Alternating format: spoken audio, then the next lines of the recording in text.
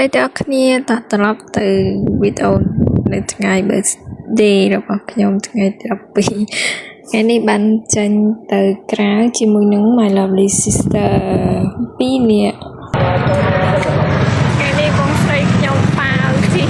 ទូកជីកាដូជាកាដូថ្ងៃពុកណោត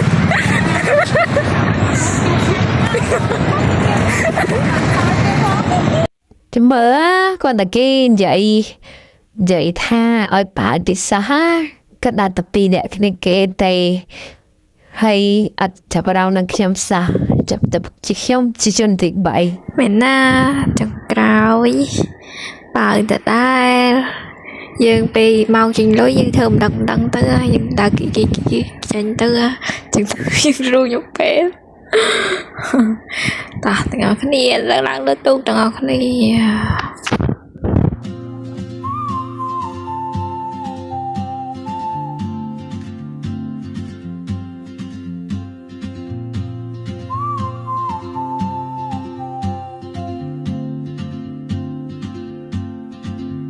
She moves like a map with no borders, a whisper caught in the wind. I see her boots at the corner cafe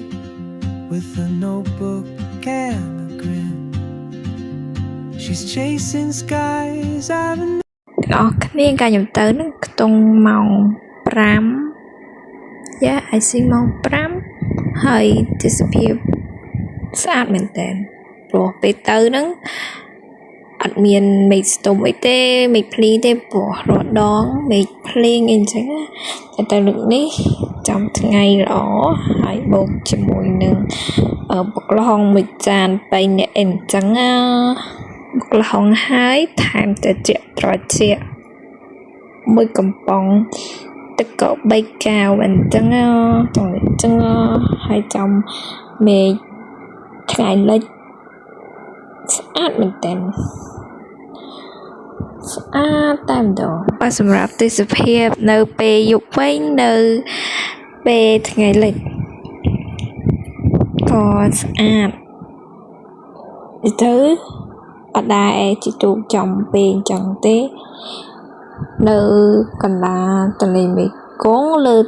ទូកជាមួយនឹងទេសភាពថ្ងៃលិចនៃរាជធានីភ្នំពេញអមជាមួយនឹងស្ពាននរាបើភ្លើងមកឃើញទង់ជាតិអញ្ចឹងស្អាតមែនតើងាកមកពីទេសភាពនៅពេលយប់ម្ដងអត់ដែរទៅសិង្ហបុរីណាប៉ុន្តែធ្លាប់មើលវីដេអូរបស់គេថតនៅពេលយប់អញ្ចឹងទៅមានអារម្មណ៍ថាមើលទេសភាពនៅពេញនៅពេលយប់នៅកណ្ដាលទន្លេមេគង្គនេះហើយក៏នឹកឃើញទៅវីដេអូដែរដូចទៅនឹងសិង្ហបុរីស្អាតមែនតើទាំងអស់គ្នាមើលទៅក្នុងវីដេអូទៅដឹងហើយមេឃហ្នឹងខៀវស្រងាត់ជាមួយនឹងភ្លើងទៅបើអ្នកទាំងអស់គ្នាចង់ទៅហើយអាចនឹងឃើញ view ដូចដែលខ្ញុំបានឃើញបែបនេះគួរតែទៅ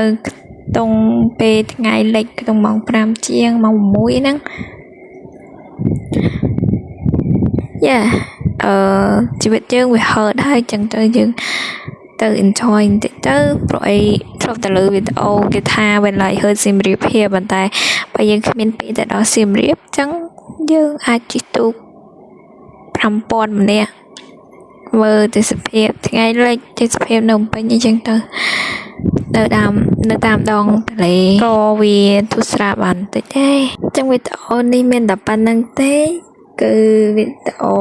back to my birthday on 12 September and I would say to myself that this is a little gift that I give you and you survive it you did a great job and I think your little self must be proud of you because you are stronger 1 year older And I believe that when you fail, you can sing again how far you went through, how much you stronger. Thank you to my two sisters that មកជាទុកជាមួយគ្នា Thank you my family, my parents. Thank you my friend who walked through into my life and never leave. And the one I can't skip that. Thank you myself who always stronger. Bye.